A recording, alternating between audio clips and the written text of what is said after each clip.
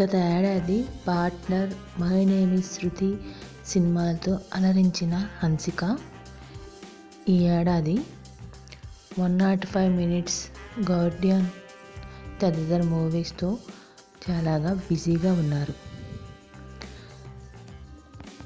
కాగా ఇటీవల ఓ ఈవెంట్కి వైట్ శారీలో మెరిసిపోయారు.